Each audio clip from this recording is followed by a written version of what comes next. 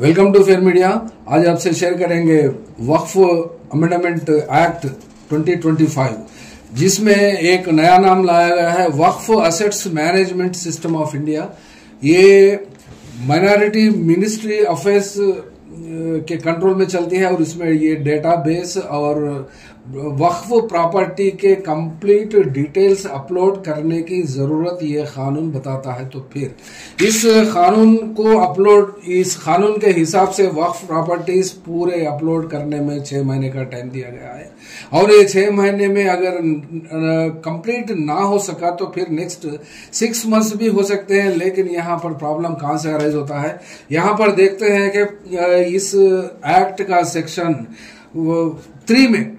3B में देखें तो फिर इस अमेंडमेंट एक्ट से पहले हो या फिर बाद में हो, जो वक्फ लैंड्स है, वक्फ प्रॉपर्टीज है, उस वक्फ प्रॉपर्टीज के कंप्लीट डिटेल्स अपलोड करने की जरूरत है। मतलब इसको ये डेटाबेस में अपलोड करना है। ये डेटाबेस अपलोड करने के साथ साथ जो प्रॉपर्टी आती है उस प्रॉपर्टी के डीड्स भी पूछे जाते हैं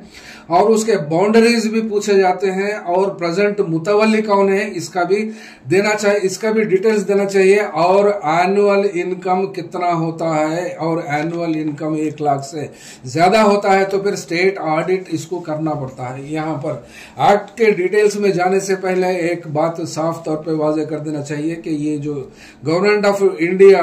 मोदी सरकार ने ये जो वक्फ एक्ट 2025 को लाया गया है, ये प्रॉपर्टीज के ऊपर लाया गया है और ये प्रॉपर्टीज या फिर लैंड का इश्यू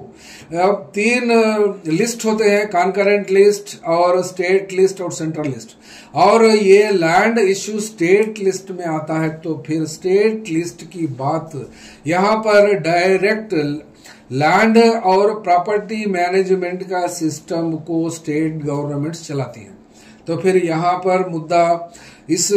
मुल्क में पूरे मुसलमानों को खौफनाक और खौफ में लाकर और वो लोग को डराना और फिर वो लोग को डरे जैसा, वो लोग के प्रॉपर्टीज को खींच लिए जैसा एक इम्प्रेशन देना और देश में टेंस क्रिएट करना और एक दूसरे से लड़ाई लड़ना, या फिर इसमें वक्फ अमेंडमेंट एक्ट जो एक्ट इसको कह सकते हैं, इस एक्ट में बोहरा की वक्फ प्रॉपर्टीज और अफगानिस्तान की वक्फ प्रॉपर्टीज अलग अलग, और वैसे तो सुन्नी और शिया के प्रॉपर्टीज भी थे, लेकिन इसमें ये एडिशनली ये लाया गया है और इसके ऊपर और रिलीजियस पर्पस है या चैरिटेबल पर्पस है, ये प्रॉपर्टी ईच प्रॉपर्टी हर एक प्रॉपर्टी को डेटाबेस में अपलोड करना पड़ता है और अपलोड करने की जरूरत है। तो फिर इस हिसाब से हिंदुस्तान में कितने प्रॉपर्टीज हैं और कितने लोगों को मोदी साहब ने काम दिया और कितने लोगों को काम लग गया और कितने खाली हाथ लोगों को इस काम में बटोरने की जरूरत पड़ती है। वैसे तो हिंदुस्तान में बेरोजगारी कगार पर है और कगार पर जो बेरोजगार है उसमें 14.20 मुसलमान आते हैं। तो फिर इन मुसलमानों में भी यंगस्टर्स की और स्टूडेंट्स की तादाद भारी संख्या में होने की वजह से ये लोग को कंप्लीटली काम पे लगा दिया गया है। यानी ये मामले को देखते हैं तो फिर इसकी ये प्रॉपर्टी कंप्लीटली एक प्रॉपर्टी नहीं है, ये यहाँ पर 8,72,000 अलग प्रॉपर्टीज है। हमने इस बारे में, इस प्रॉपर्टीज के बारे में स्टेट वाइज लिस्ट हमने बनाई थी और वीडियो भी बनाया था इस महीने की 4 या 3 तारीख को, यानी उस वीडियो को भी चाहे तो आप देख सकते हैं। लेकिन इस वक्फ की जायदादों का मामला देखते हैं तो फिर एक्चुअली 38 लाख बताया जाता है और इससे पहले के वीडियो में भी अमित शाह जैसा क्लेम किया था, वो 21 लाख एकड़ इसमें मिलने से काफी हद तक गवर्नमेंट ऑफ इंडिया मोदी सरकार हो या फिर अमित शाह को एक खौफ और एक डर बैठ गया है ताकि उनकी पार्लियामेंट बिल्डिंग हो, या फिर सरकारी जमीन हो वह वक्फ ना हो जाए, वक्फ का नाम ना हो जाए। इसलिए इस प्रोसेस को एकदम से यानी कलेक्टर के रैंक के एबो ऑफिशियल से इसको फिक्स कर दिया है और हर प्रॉपर्टी को उसका रजिस्ट्रेशन के साथ आइंदा यानी आज 8 तारीख के बाद, आज तो 10 तारीख है, वहां पर अगर कोई मुसलमान अब 5 साल प्रैक्टिसिंग मुस्लिम हो या फिर कोई भी मुस्लिम हो अपनी जायदाद को देना है तो अपने नाम पे जो जायदाद है वो उसको रजिस्ट्रेशन हो सकता है। और इसमें स्ट्राइकिंग फीचर ये भी है कि यहाँ पर जो प्रॉपर्टीज में इंक्रीज हुआ है, इजाफा हुआ है, इसकी दलीलें देखते हैं तो फिर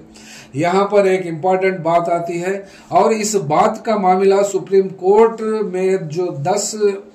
रिट पिटिशंस फाइल हुए हैं और रिट पिटिशंस के ऊपर सुनवाई नेक्स्ट मंडे हो सकती है, या फिर chief justice of India Sanjeev Khanna साहब हो या फिर उनका मामला कहां तक होता है, क्या होता है, उसके बारे में तो अलग से बात करेंगे। लेकिन ये वक्फ अमेंडमेंट एक्ट 2025 को स्ट्राइक डाउन करे सो कुछ हिस्ट्री है क्या हिंदुस्तान सतह पर? सुप्रीम कोर्ट के मामलात में अगर देखते हैं या फिर कौन सा भी हाई कोर्ट देखते हैं तो फिर क्या हिंदुस्तान में सुप्रीम कोर्ट एबोव पार्लियामेंट है क्या? ये मामला, ये मुद्दा लीगल ल्यूमिनरीज को समझ में आती है बात, और पॉलिटिकल लीडर्स जो एमपीज बने हैं या फिर एमएलएस बने हैं वो लोग को भी इसमें इन्वॉल्व कर दिया गया है। और खासकर दिल्ली स्टेट में वहां का मामले को भी इसमें स्पेसिफाई किया गया। और गवर्नमेंट ऑफ इंडिया के कंट्रोल में जो स्टेट्स होते हैं या फिर वो अपनी जमीन के ऊपर रजिस्ट्री और वक्फ बोर्ड्स, सेंट्रल वक्फ बोर्ड हो या फिर सुन्नी वक्फ बोर्ड हो, जितने भी थे इससे पहले, उसके हिसाब से ये वक्फ एक्ट के तहत मामूली सी बात जो थी वक्फ इंस्पेक्टर के हाथ में, और वक्फ इंस्पेक्टर की रिपोर्ट बनने के बाद में और वक्फ इंस्पेक्टर आके वहां पर सीन पर प्रॉपर्टी को जांच पड़ताल करने के बाद में जो रिपोर्ट कलेक्टर को सौंपती थी, उस कलेक्टर की रिपोर्ट के ऊपर ही वक्फ बोर्ड को रिपोर्ट दी जाती थी और उस वक्फ बोर्ड के रिपोर्ट के हिसाब से ही उस जायदाद को क्या हो रहा है और कोर्टों में रिप्रेजेंट करना हो या फिर कोर्टों में चैलेंज करना हो, ऐसी बात तो अब तक चलती थी। लेकिन अब आने के बाद में ये नया कानून बिल्कुल तरीके से इस प्रॉपर्टीज के मामला कंप्लीटली बदल गए हैं। और बदलने के बाद में जो 10 पिटिशंस ये हुए हैं, ये सुप्रीम कोर्ट में होने वाले हैं। और इसकी बात अगर करते हैं तो फिर वायलेशन के ऊपर ही ये लोग, ये जो 10 पिटिशंस फाइल हुए हैं, काय का वायलेशन की बात करते हैं, रिलीजियस और प्रॉपर्टी राइट्स के ऊपर ही बात करते हैं। रिलीजियस की बात तो फिर क्या रिलीजियन के ताल्लुक से जो प्रॉपर्टी होती है, इस प्रॉपर्टी के हिसाब से प्रॉपर्टीज अलग अलग होती है। तो फिर ये मामला सुप्रीम कोर्ट में सुनवाई के बाद अगर करते हैं तो बहुत ही लंबा जाएगा। और ये लंबा पूरे हिंदुस्तान के जितने प्रॉपर्टीज है, ये पूरे प्रॉपर्टीज को सुप्रीम कोर्ट की बात अगर स्ट्राइक डाउन भी अगर 1 या 2 सेक्शंस हो या फिर सब सेक्शंस को मार भी देते हैं या सुप्रीम कोर्ट में अगर सेट असाइड भी करते हैं तो ये कानून जाएगा नहीं। क्योंकि आज तक हिंदुस्तान में जो पार्लियामेंट पास किया है, एक्ट बने हैं और एनेक्टमेंट हुए हैं, जो लॉस हुए हैं, उसके ऊपर ही सुप्रीम कोर्ट हो या फिर हाई कोर्ट हो सुनवाई करती हैं, उतना ही। लेकिन उससे हटकर तो या सुप्रीम कोर्ट के ऊपर आस लगाए बैठना और सुप्रीम कोर्ट के आज के दौर में, आज के हालात में मुस्लिम केसेस हो या फिर वक्फ प्रॉपर्टीज हो, उसके ऊपर फेवरेबल जजमेंट आने की बात तो नामुमकिन हो सकती है। वो इसलिए कि इस द वक्फ अमेंडमेंट एक्ट 2025 में 110 से ज्यादा सेक्शंस इसमें बनाए गए हैं। इसमें 55 से ज्यादा सेक्शंस में या तो डिलीट कर दिया है, यानी ओमिशन कहते हैं, कानूनी जबान में ओमिशन है, और इसमें अमेंडमेंट है और इसमें रिप्लेसमेंट है। तो ऐसे सेक्शंस में 50 एबव अगर कौन से भी एक्ट को इस तरीके से कंप्लीटली फेरबदल, कंप्लीटली यानी एक चीज अगर अमेंड करते हैं या फिर 2 बार करते हैं या फिर 3 बार होता है उस एक्ट को, लेकिन इसमें कंप्लीटली 50+ टाइम्स अमेंडमेंट्स और रिपील और इसको ओमिशन इस तरीके से करने के बाद में इसमें क्या बनता है, क्या आप देखता है, तो आइए देखते हैं सेक्शन। इसके बाद में any government property are declared as waqf property before or after commencement of this act shall not be deemed to be waqf property। इस एक्ट आने के बाद में वक्फ प्रॉपर्टी यानी गवर्नमेंट प्रॉपर्टी को वक्फ प्रॉपर्टी बताया नहीं जा सकता। यानी इस सेक्शन को रखने की वजह क्या है, गवर्नमेंट के माइंड में एक बात आई है कि प्रॉपर्टीज गवर्नमेंट के पूरे वक्फ में तब्दील हो रहे हैं, वक्फ प्रॉपर्टीज बन रहे हैं, तो इसलिए इस तरीके का कन्वर्शन ऑफ प्रॉपर्टी नहीं चलेगा इस सेक्शन के मुताबिक। और इसके बाद में जो बात आती है ट्राइबल्स के जो लैंड है इंडियन कॉन्स्टिट्यूशन में 5th और 6th शेड्यूल में उन एरिया को यहाँ वक्फ प्रॉपर्टी का डिक्लेरेशन ना हो सकता और ना ही वक्फ प्रॉपर्टी बनाई जा सकती। और इस ताल्लुक से यानी शेड्यूल्ड एरियाज इसको कह सकते हैं, वहां पर मुस्लिम प्रॉपर्टी अगर है भी या फिर नहीं है उसका मामला उन स्टेटों को देख सकते हैं। कम से कम हिंदुस्तान में ये 5th और 6th शेड्यूल्ड ऑफ कॉन्स्टिट्यूशन में जो उसमें रेफरेंस है, उन स्टेटों के गवर्नमेंट्स हो या फिर वहां के अवाम हो या फिर all India Muslim personal law board हो या फिर दूसरे जमात के लोग हो या जमीयतुल उलमा हिंद हो या फिर उस स्टेट के मुस्लिम नौजवान हो या फिर कोई भी हो, उसको वेरीफाई करके वहां उन एरिया में वो एरिया वाइज एक्टिव होने की जरूरत पड़ती है। तो फिर इसके बाद में जो सर्वे नंबर की बात आती है, तो फिर इस सर्वे नंबर के साथ साथ पूरा डॉक्यूमेंटेशन की बात भी करने की जरूरत आती है।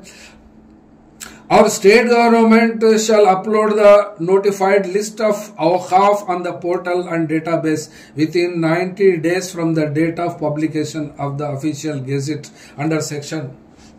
2।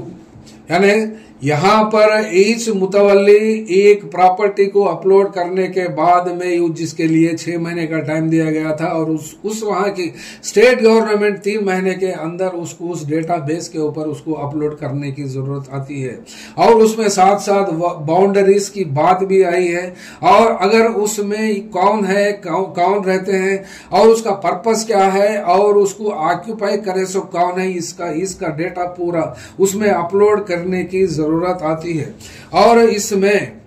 सुन्नी वक्फ और अफगानी वक्फ और बोहरा वक्फ की बात भी इसमें अलग से लाई गई है। और इसके बाद में फिर दूसरी बात करते हैं, सेक्शन 9 है ये। सेक्शन 9 में तो यहाँ पर काउंसिल यानी वक्फ काउंसिल बनती है, तो फिर वक्फ काउंसिल का चेयरमैन और 3 पार्लियामेंट के मेंबर्स और यूनियन मिनिस्टर और 3 मुस्लिम ऑर्गेनाइजेशंस के लोग होते हैं और 3 बोर्ड मेंबर्स होते हैं। और एनुअल इनकम 5 लाख से एबो जहां होता है वो लोग का यहाँ पर कॉन्स्टिट्यूट ये बॉडी को कॉन्स्टिट्यूट करते हैं। और 3% स्कॉलर्स होना चाहिए। ये बहुत लंबा चौड़ा मामला कहा जाता है, क्योंकि इस कमेटी को कॉन्स्टिट्यूट करने के बाद एक प्रॉब्लम हो या फिर एक लिटिगेशन को हो, उसको तय करने में ये लोग एकदम से बोर्ड मीटिंग करना और उसमें रेजोल्यूशन पास करना या फिर लोगों की अपील सुनना या फिर उसमें फाइलिंग करना, ये लोगों से कंप्लीटली अनरीचेबल बताया जाता है। अनरीचेबल है क्योंकि आज तक के जो हिंदुस्तान में कोर्ट केसेस जितने भी हैं, 5 से 6 करोड़ केसेस आज एंड टुडे बोल सकते हैं कि पेंडिंग में रहने के बाद में इतने केसेस को हैंडल करना ये जुडिशरी के ऊपर ओवर बर्डन एंड एबोव होता है। और इसका सोल्यूशन निकलने के लिए कम से कम 400 साल की तो बात आती है। तो फिर इसके ऊपर ये वक्फ अमेंडमेंट एक्ट के ऊपर कितने लोग इसके ऊपर काम करना पड़ेगा और कितने लोग को काम लगेगा और कितने लोग इसमें एक्टिव होंगे और कितने लोग इसको कब्जा करे हैं और उसके कंप्लीटली डिटेल्स भी इसके ऊपर ये गवर्नमेंट ऑफ इंडिया को और स्टेट गवर्नमेंट उसको सबको इसका ताल्लुक हो सकता है, और ये डिटेल्स बनने में या फिर बनाने में, और कलेक्टर एक प्रॉपर्टी को आइडेंटिफाई करके और उस प्रॉपर्टी को वक्फ डिक्लेयर करने की बात आइंदा आने वाले दिनों में दूर है। तो फिर अब तक जो बचे हैं प्रॉपर्टीज, इस प्रॉपर्टी को बचाने के लिए कौन हो सकता है, कितने लोग इस पे काम कर सकते हैं और कितने लोग अपना वॉइस उठा सकते हैं, और इस एक्ट को कितने लोग पढ़ सकते हैं और कितने लोग इस पे अमल कर सकते हैं और कितने लोग अमल करने के लिए अपना वक्त दे सकते हैं। अगर बात सही ढंग से अगर कोई भी काम करने की बात है तो फिर all India Muslim personal law board ये बना कब है, और ये लोग के पास कितने बॉडी में कितने लोग हैं, और ये लोग की बस की बात भी है या नहीं है, वो इसलिए कि all India Muslim personal law board एक एनजीओ के नाम से हिंदुस्तान सतह पर माना जाता है और जाना भी जाता है, और ये हैदराबाद बेस्ड पहले शुरुआत की थी 7 अप्रैल 1972 में ये all India Muslim personal law board बना। और ये all India Muslim personal law board बनने के बाद में जितने भी लोग इसके प्रेसिडेंट है या फिर सेक्रेटरी है या ट्रेजरर है, आइए देखते हैं। इसके तो सदर खालिद सैफुल्लाह रहमानी साहब है, और ये खालिद सैफुल्लाह रहमानी के बाद में तीनों वाइस प्रेसिडेंट्स है इसके, काका सैयद अहमद उमरी है, और सैयद अरशद मदनी है, डॉक्टर सैयद अली मोहम्मद नकवी, और उसके बाद में जनरल सेक्रेटरी है मोहम्मद फजलुर रहमान मुजद्दिदी, और दीगर इसमें 51 मेंबर्स है और टोटली 201 मेंबर्स, और उसमें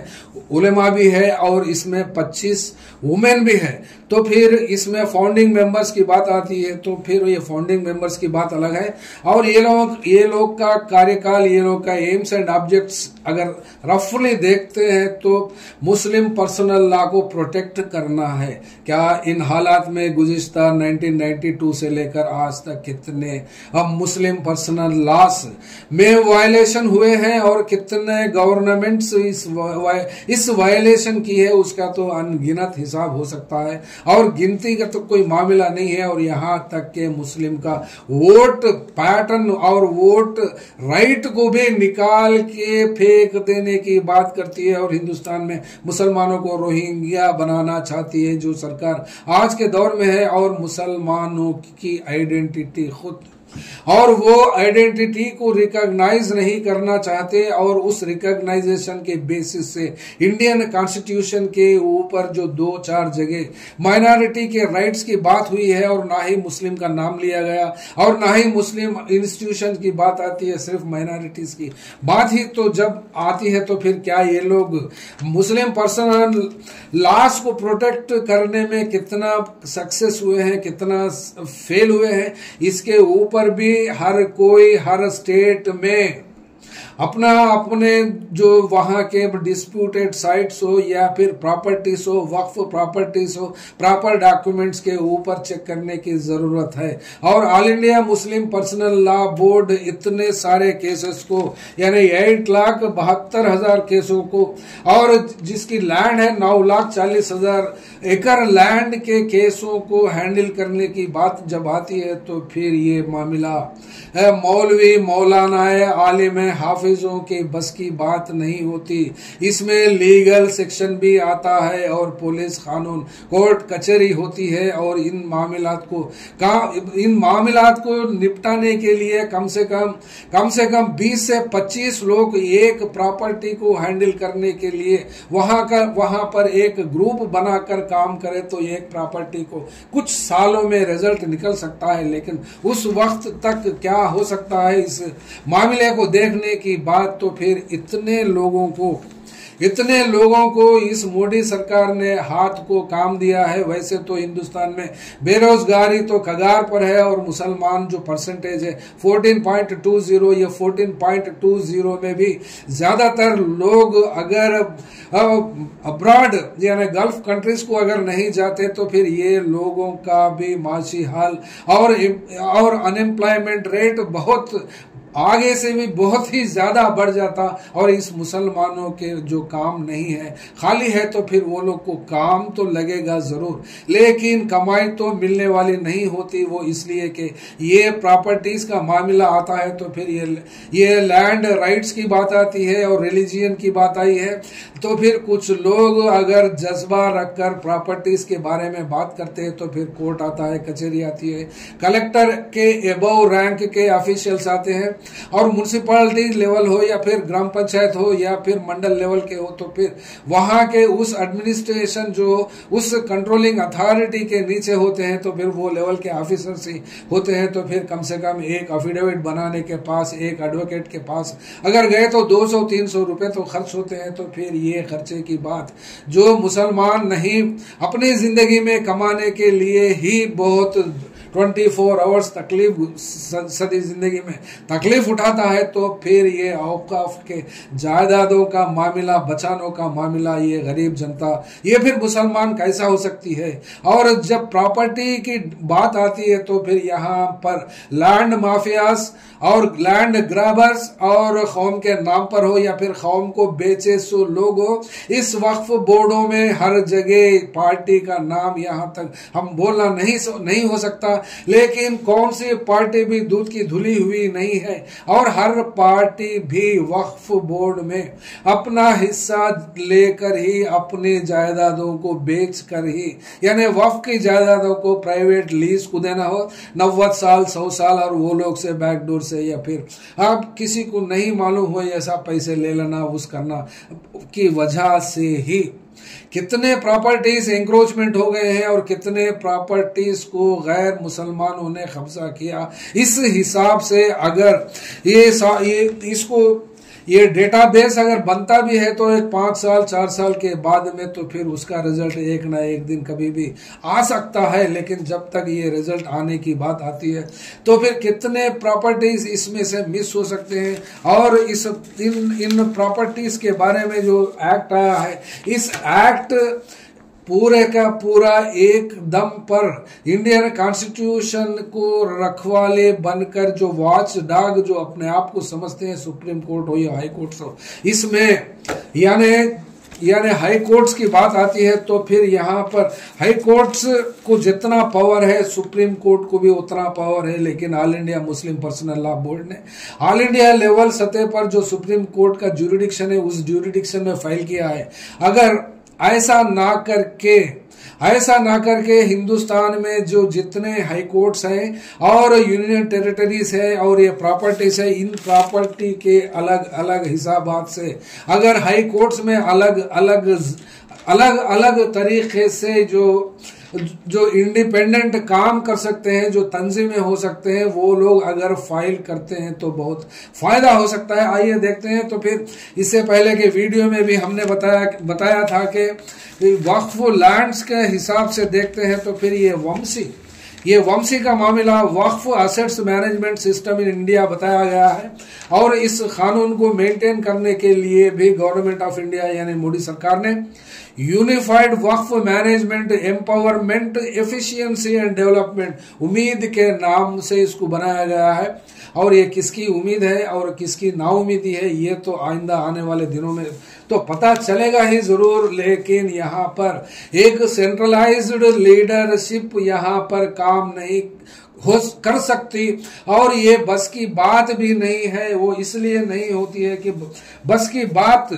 all India Muslim personal law board के क्या कितने डिस्ट्रिक्टों में इन जमातों के ब्रांचेस है, वो लोग इसको कर पाएंगे या फिर जमीयतुल उलमाए हिंद के मामलात को देखते हैं तो फिर ये लोग भी कितना जोड़ेंगे, कितना जोड़ पाएंगे। वो इसलिए कि इस्लामिक स्टडीज हो सकते हैं और इस्लामिक नॉलेज हो सकती है और आलिम फाजिल ये लोग को मस्जिदों में नमाज पढ़ाना या फिर अब दूसरा मामलात इस्लामिक मामलात देखना उसमें नॉलेज होती है। लेकिन यहाँ पर क्या जरूरत पड़ती है, पुलिस और कलेक्टर ऑफिस और अगर केसेस होते हैं तो फिर मामला अलग से कोर्टों का, कचहरियों का और एडवोकेट्स का आता है। तो फिर कम से कम हिंदुस्तान सतह पर 50 लाख एडवोकेट्स तो ऑलरेडी एनरोल होकर हैं और वो लोग के पास भी काम नहीं है और स्टेशन बेल्स आने के बाद में वो लोग का भी काम ठप हो गया है।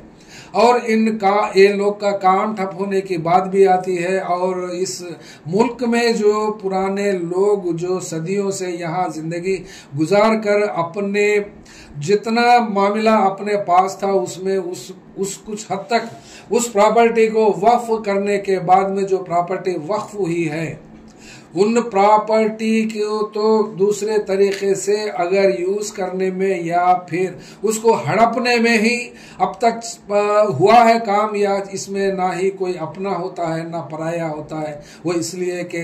राम नाम जपना पराया माल अपना बात तो ये आती है। तो फिर इन मुसलमानों में भी ये कोई अलग से दूध के धुले हुए नहीं है। हैदराबाद की बात आई या फिर महाराष्ट्र की बात आई या फिर वेस्ट बंगाल की बात आई, यूपी लखनऊ की बात आई, तो फिर हर जगह ये औकाफ की जायदादों के ऊपर कुछ मुसलमान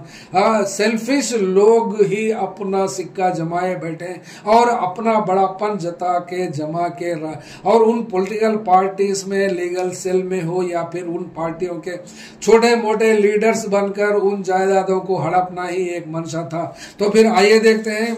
आंध्र प्रदेश से शुरू करते हैं अल्फाबेटिकल ऑर्डर में। आंध्र प्रदेश में 10,708 वक्फ प्रॉपर्टीज है। तो फिर 10,708 वहां के जो इस वीडियो को देख रहे हैं और सुन रहे हैं, तो हम अपील भी ये करते हैं कि आंध्र प्रदेश में जिला वाइज जितने जिले हैं उतने जिलों में वहां कौन से डिस्ट्रिक्ट में कितने प्रॉपर्टीज है, उस प्रॉपर्टीज को उन वहां के मुतवल्ली हो या फिर उस कमिटी को चलाने वाले हो, वो लोग अपने अपने पेपर्स, यानी उस वक्त जो अगर पेपर है तो ठीक है, अगर नहीं है तो वहां किस तरीके से चलता है, उसका मामला कब से आता है, अगर डॉक्यूमेंट्स अगर है भी या फिर बनाना पड़े तो वहां की कमिटियां अलग से बनाकर उसमें काम में जुड़ना चाहिए और काम बनाना चाहिए। और अपनी प्रॉपर्टी अगर समझते हैं तो फिर उसको बचाना भी चाहते हैं तो फिर बचाने के लिए अपना वक्त भी देना पड़ता और अपना दिमाग भी देना पड़ता और अपना टाइम और अपनी ताकत भी लगाना पड़ता है। इन चीज़ों की ज़रूरत तो आंध्र प्रदेश ही नहीं बल्कि पूरे हिंदुस्तान के स्टेटों में है। आइए देखते हैं फिर असम है। इन असम के मामले में तो 1,616 ये प्रॉपर्टीज है, 1,616। एक डिस्ट्रिक्ट वाइज भी अगर देखते हैं तो बहुत कम है मामला ये। असम के लोगों को तो वहाँ NRC का मामला अभी भी, और या वहाँ पर बांग्लादेशियों का हो या फिर बंगालियों का ये मामला, विश्वा शर्मा जो वहां का चीफ मिनिस्टर है उसको इस बारे में क्या कर सकता है क्या नहीं कर सकता है असम के लोग बेहतर जानते हैं। और वो लोग को किसी का भी डायरेक्शन या फिर किसी का भी इंस्ट्रक्शन की तो जरूरत नहीं होती, वो इसलिए कि NRC को मामले को वहां के लोग फेस किया है तो फिर ये मामला बड़ा नहीं होता। और आई नेक्स्ट बात बिहार की। इस बिहार में शिया के प्रॉपर्टीज 1,672 प्रॉपर्टीज है जो शिया लोग के हैं, और ये शिया लोग का कानून और ये लोग का आइडेंटिफिकेशन भी अलग से अपलोड करने की बात इस कानून में कही गई है। तो फिर ये शिया लोगों का मामला है और ये शिया लोग भी किसको ज्यादा बड़ा दुश्मन समझते हैं किसको कम दुश्मन समझते हैं, ये अलग अलग ख्यालात रखने वाले लोगों को तो हम बोल सकते हैं, लेकिन एकदम से as a whole total community of शिया हम बोल नहीं सकते क्योंकि हमको भी देखने को मिलते हैं कि शिया में भी कुछ लोग ऐसे होते हैं मोदी सरकार से ज्यादा दोस्ती रखते हैं और सुन्नी मुसलमान से ज्यादा दुश्मनी रखते हैं। तो फिर इसका अंदाजा मोदी सरकार को होने से ही ये बात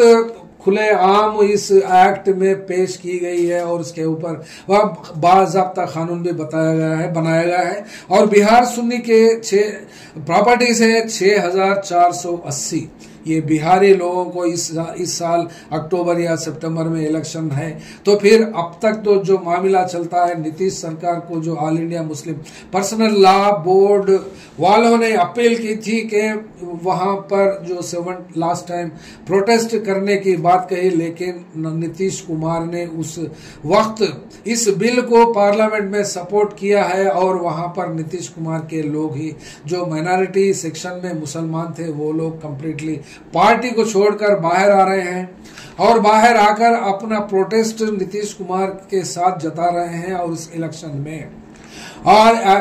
जो वादे के मुताबिक वहां के मुसलमान इस नीतीश कुमार को वोट डालेंगे या नहीं डालेंगे, लेकिन बीजेपी और नीतीश कुमार मिलकर इस मुसलमान वोट डालना या ना डालना उनके ऊपर डिपेंडेंट बनकर तो अब तक जितने इलेक्शंस देखे हैं वैसा ही बिहार में होने ये जा रहा है, या फिर अगर नहीं होता है तो ये एक अनहोनी की बात ही सामने आती है और जब तक के लिए हमको इंतजार करना ही पड़ता है। और छत्तीसगढ़ की बात आती है तो छत्तीसगढ़ में कंप्लीटली वहां पर 2665 प्रॉपर्टीज है, 2665 प्रॉपर्टीज अलग अलग एरिया में है। वहां पर ट्राइबल्स की बात और ट्राइबल्स के कंट्रोल में है और वहां के हालात भी बहुत अलग से हैं। वो इसलिए कि वहां माओइस्ट पार्टी के ऊपर जो एनकाउंटर्स का सिलसिला चलता है, तो फिर वहां कौन से एरिया में कौन से डिस्ट्रिक्ट में कितने प्रॉपर्टीज छत्तीसगढ़ में है और वहां के मुसलमान कितने तरीके से यूनाइटेड है और इन प्रॉपर्टी को बचाने में कहां तक साथ देते हैं, और वहां के हालात एकदम अलग से होने से क्या वो लोग इस प्रॉपर्टी को बचा भी पाएंगे या नहीं पाएंगे, डॉक्यूमेंटेशन की बात भी आती है और वहां के मैनेजमेंट की भी बात आती है, कंप्लीटली बाउंड्रीज की बात भी आती है। अब आई बात है दिल्ली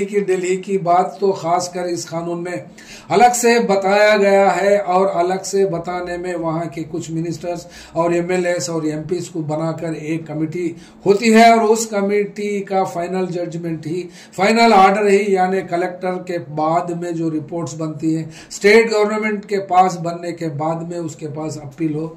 या फिर ट्रिब्यूनल के शक्ल में हो या फिर फाइनल जजमेंट्स हो उस शक्ल में, यानी पॉलिटिकल कलर इख्तियार होने के कंप्लीटली यहाँ पर पॉसिबिलिटी इस एक्ट को देखने से आपको भी मिलना पड़ता है, आपको भी समझ सकते हैं। लेकिन ये भी उम्मीद है कि हर आदमी जो वीडियो देख रहे हैं इस कानून को पढ़ें और इस कानून के ऊपर अपने अपने इलाकों में कम से कम 100 लोगों को थोड़ा बहुत जो एजुकेशन है डिग्री लेवल का या फिर जो वक्त दे सकते हैं, जिन लोगों को कम जानकारी है या फिर पढ़ाई कम है, तो वो लोग को गाइड करें इस कानून के ताल्लुक से और इस कानून के मुताबिक लड़ने के लिए वहां पर जो कानूनी अवेलेबल होते हैं एडवोकेट्स, और इसको साथ देने के लिए या लड़ने के लिए वो लोग को फौरी एंगेज करना पड़ता है। अब रही बात गुजरात की, तो गुजरात में 30,881 वक्फ प्रॉपर्टीज है और गुजरात में जो प्रॉपर्टीज को सेव करने की बात आती है तो फिर गुजरात के मुसलमान वहां पर इतने साल से गुजराती या मुसलमान समझे या फिर हिंदू समझे या फिर दलित समझे या कुछ भी समझे, लेकिन वहां पर भी बीजेपी इसकी सरकार चलती है इतने सालों से, तो फिर 30,881 प्रॉपर्टीज को बचाने के लिए एक एक प्रॉपर्टी के लिए कम से कम 25 लोग भी अगर कमेटी बन सकती है तो कुछ हो सकता है गुजरात के सरकार के अंदर। वहां भी इस मौके को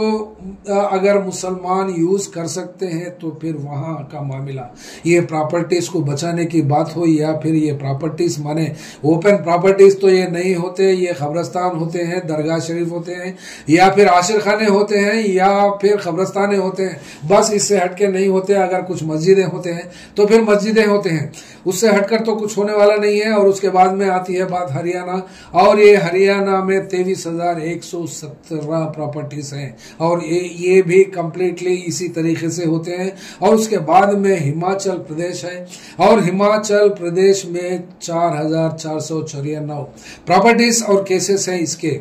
और दूसरे तरफ जम्मू एंड कश्मीर में तो हाईएस्ट अभी तक तो मामला देखने को मिला है, तो उसमें ये हाईएस्ट है 32,506 प्रॉपर्टीज है वहां पर, और इन प्रॉपर्टीज के ऊपर किसका कब्जा है और किसके पास डॉक्यूमेंट्स है और वहां के मुतवल्ली कौन है, उसके बाउंड्रीज क्या है और उसके ऑडिट, उसका रेवेन्यू क्या है और उसका एक्सपेंडिचर क्या है, ये सब की बात बताना जरूरी हो जाता है। और उसी तरह झारखंड स्टेट है, और झारखंड स्टेट में सबसे कम यहाँ पर ये इस प्रॉपर्टीज को देखा जाता है 435 प्रॉपर्टीज है वहां पर। और कर्नाटका में तो हाईएस्ट है 58,506। तो फिर यहाँ पर आज के दिन कर्नाटका में कांग्रेस की सरकार है, और कांग्रेस की सरकार अगर वेस्ट बंगाल की चीफ मिनिस्टर ममता बनर्जी जो इन वक्फ कानून को लागू नहीं करती, अगर मेरी जान भी जाए, ऐसी बात ममता बनर्जी करी है, तो फिर यहाँ पर बीजेपी के खिलाफ में जो कांग्रेस की सरकार कर्नाटका स्टेट में है, क्या फिर असेंबली में ऐसी बिल पास करके, यानी असेंबली में इन वक्फ अमेंडमेंट एक्ट को रद्द करने की बात असेंबली में और कर्नाटका स्टेट में ना अमल करने की प्रॉमिस वहां के सरकार कर सकती है, या फिर राहुल गांधी हो, या फिर मल्लिकार्जुन खड़गे हो, या फिर सिद्धरामैया हो, ये कौन कर सकते हैं? ये यहाँ पर कांग्रेस पार्टी अगर हिंदुस्तान के मुसलमानों के ताल्लुक से अगर कुछ गम जताती है या फिर सिंपैथेटिक है या नहीं भी है, तो मामला और वो लोग की बात पे आती है, क्योंकि हिंदुस्तान में कांग्रेस पार्टी के सरकारों के ऊपर नजर ज्यादा होती है, और वो लोग के छोटे छोटे फेल्यूर्स को भी बड़ा बताते भी हैं बीजेपी, और बीजेपी से मिले जुले और दूसरे छोटे मोटे और बड़े पार्टियां भी वैसी तरीके से होते हैं। तो फिर उसके बाद में केरला सरकार आती है, और केरला सरकार में पिनराई विजयन को हटाना, और या वहां पर जो बात चलती है बीजेपी से और बीजेपी के खिलाफ में जो महाधरना, और वहां के सीपीएम कैडर हो या फिर वहां के केरला मुसलमान हो या फिर क्रिश्चियंस हो, बीजेपी को तो घास नहीं डालते, लेकिन इस बार तो वहां पर बीजेपी किसी भी सूरत में 2027 में वहां पावर हासिल करने की बात तो करती है, लेकिन कहां तक ये लोग जीत सकते हैं, या फिर पिनराई विजयन के ऊपर भी और सीपीएम पार्टी के ऊपर भी वहां लोगों का भरोसा कितने लेवल तक गिर रहा है और कितने लेवल तक ऊपर आ सकता है, ये नेक्स्ट इलेक्शन तक हम इसको बता सकते हैं। लेकिन एक बात तो डैम श्योर है, वहां केरला की सरकार में 49,019 प्रॉपर्टीज है, यानी 49,019 प्रॉपर्टीज है वहां पर। यानी इतने प्रॉपर्टीज को अगर केरला के मुसलमान अगर मिलकर अलग अलग 25 या 50 लोगों की एक एक कमेटी की तरफ से अगर काम करते हैं, तो फिर केरलाइट्स के लिए, और केरला में तो इस हिंदुस्तान में 100% तकरीबन डिस्ट्रिक्टों में लिटरेसी पावर और लिटरेसी रेट हासिल किया है, और वो एक आइडियल है पूरे हिंदुस्तान के स्टेटों के लिए। और गरीबी का मामला भी आता है तो वो वहां पर गरीबी सबसे लास्ट रैंक में आती है। और जैसा कि अगर गरीबी में टॉप कौन सा स्टेट आता है तो आप भी देख सकते हैं बिहार आता है, और लीस्ट गरीबी में पॉवर्टी में आता है तो केरला आता है। तो फिर इसी तरीके से केरला के मुसलमानों या फिर केरला के डेमोक्रेटिक फोर्सेस जितने भी है, वहां के इस प्रॉपर्टी को बचाना है और इस एक्ट को फेल करने की बात आती है, तो फिर कम से कम वहां के लोग हर प्रॉपर्टी पे कमेटी बनाकर काम करते हैं तो ठीक होगा। और दूसरी तरफ देखते हैं मध्य प्रदेश। इस मध्य प्रदेश में 31,342 प्रॉपर्टीज हैं, और इतने प्रॉपर्टीज को बचाने के लिए मध्य प्रदेश में बीजेपी सरकार तो है ही, और बीजेपी सरकार को हराने का हो या फिर वहां के गवर्नमेंट को वोट डालना हो या ना ही डालना हो, ये बात तो अलग चीज है। लेकिन वहां पर इस कानून को लागू करने में, इस कानून को हराने में, प्रॉपर्टीज को सेव करना, और वहां के मुसलमानों के ऊपर जहां पर इन प्रॉपर्टीज पूरे स्टेटों में भरकर है, पूरे स्टेट में वहां पर मध्य प्रदेश में देखने को मिलती है, तो फिर वहां के एक एक प्रॉपर्टी के एक एक एरिया के लोग उसको बचा सकते हैं। और क्योंकि दूसरे दिल्ली से आकर हो या फिर हैदराबाद से आकर हो या फिर दूसरे स्टेट्स से लोग आकर लीडर्स बनकर आकर बचाना ये नामुमकिन बात होती है, क्योंकि ये इतना बड़ा मुद्दा बन गया है हिंदुस्तान के सतह पर। और इस बिल के खिलाफ जो लोग मुसलमान और कांग्रेस पार्टी हो और ये इंडिया गठबंधन के लोग जितने भी है वो साथ भी दे तो फिर political power is political power होता है। और इन पॉलिटिकल पावर का मामला भी इन वक्फ प्रॉपर्टीज को बचाने में कहां तक सही होता है और सही था। और जितने भी गवर्नमेंट्स में ये वक्फ के चेयरमैन हो या फिर वक्फ कमेटी के प्रेसिडेंट्स हो, स्टेट हो या फिर डिस्ट्रिक्ट हो, और जहां भी हो उसको बचाने में और कहां तक इस प्रॉपर्टीज को कोर्टों में चैलेंज कर उसमें सक्सेस हासिल की है, ये बात तो नहीं कर सकते, क्योंकि ये कोर्ट के केसेस लाखों में है और उसके ऊपर फिर कभी बात कर सकते हैं। और आइए देखते हैं महाराष्ट्र में इन प्रॉपर्टीज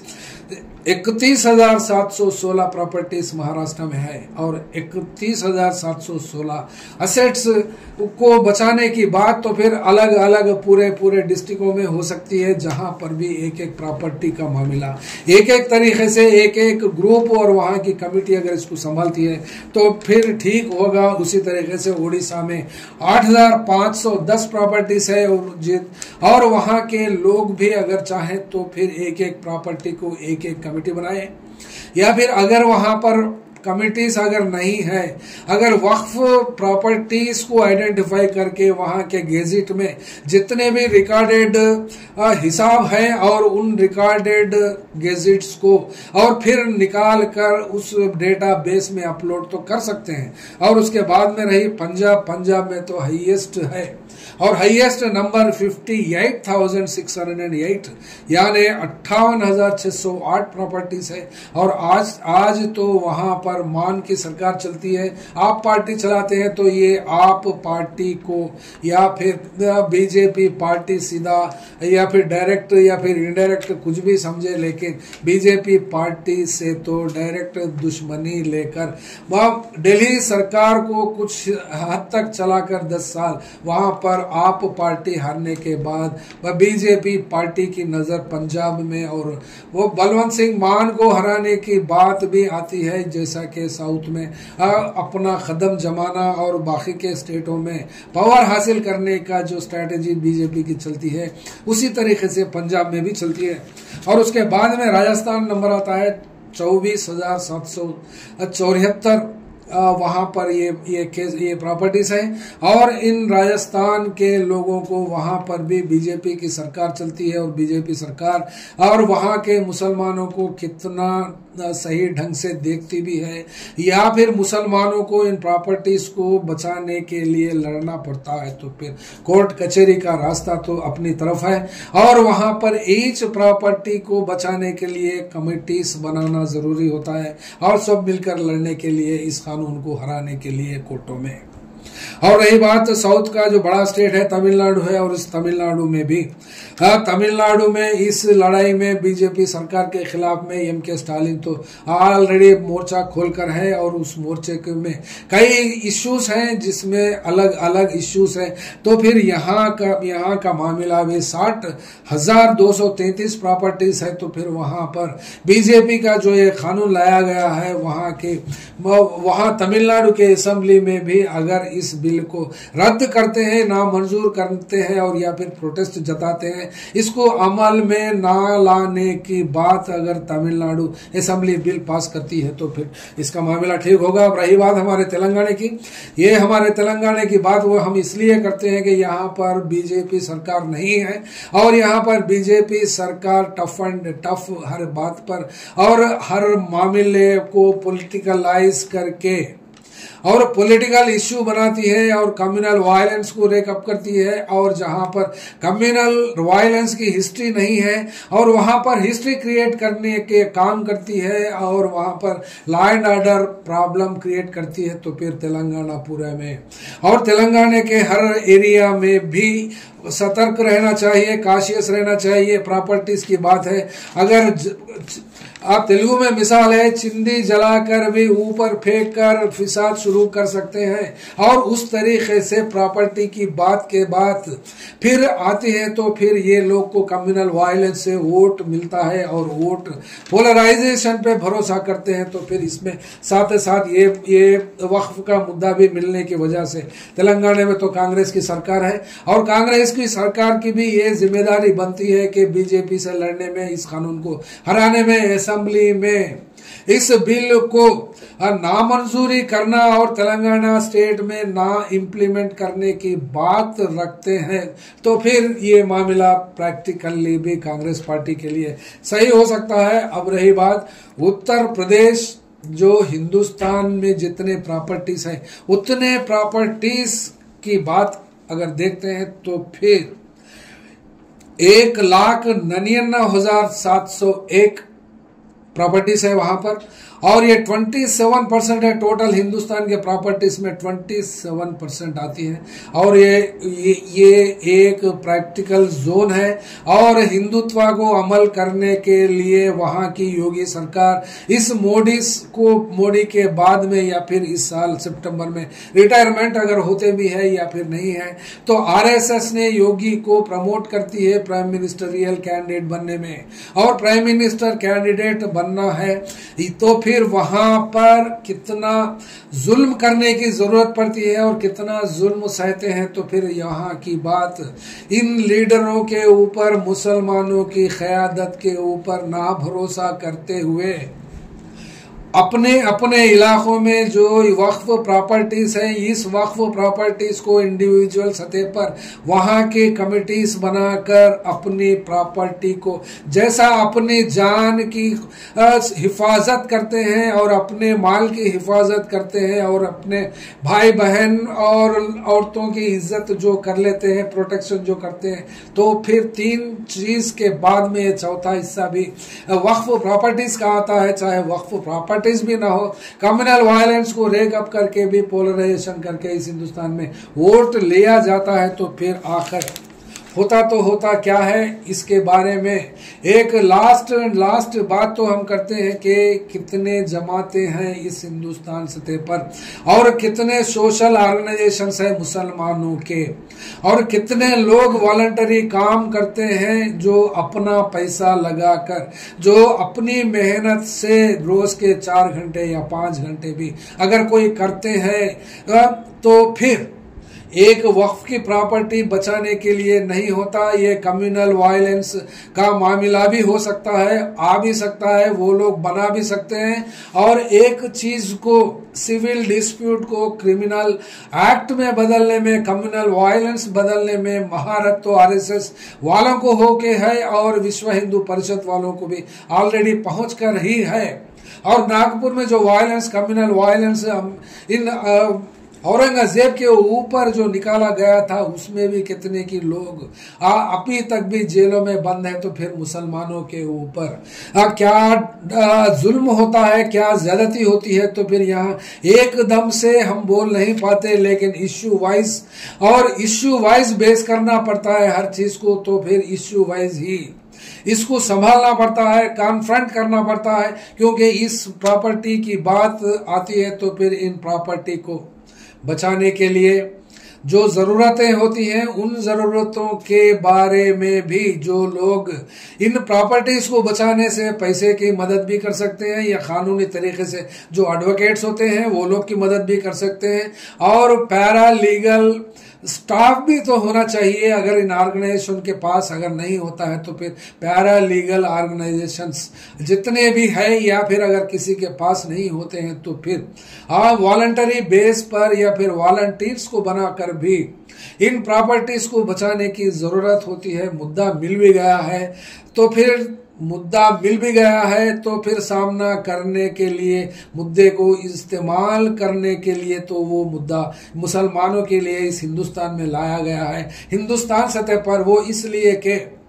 यहाँ पर एक मुसलमान ही आइडेंटिफाई नहीं होता, और मुसलमान में जो एक्टिव है वो लोग ही आइडेंटिफाई नहीं होते। वो लोग से वो उन लोकेलिटी में जितने भी लोग वो मुसलमान के दुश्मन है और कम्युनल वायरस है, उन वायरस लोग भी वैसे वायरस भी हर एक के सामने आते हैं। तो फिर यहाँ पर जो भी काम करते हैं अपने साथ सोशल मीडिया का इस्तेमाल करें, और मीडिया को भी इस्तेमाल करें, प्रेस को भी इस्तेमाल करें। यहाँ पर प्रेस, मीडिया और लीगल सेक्शंस और पुलिस डिपार्टमेंट की सख्त ज़रूरत होती है इन लोगों को काम करने के लिए। यंगस्टर्स और जो उम्र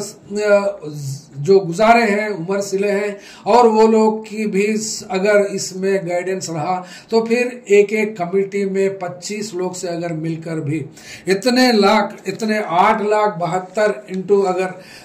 25 लोग या 50 लोग भी करते हैं तो फिर 1 करोड़ मुसलमान आज के दिन से एक्टिव हो सकता है। अगर करना चाहे तो हो सकता है, अगर नहीं करना चाहते हैं तो मामला खत्म हो सकता है। इसके लिए कौन किसके लिए जिम्मेदार भी इस हिंदुस्तान में नहीं होता है। Thank you.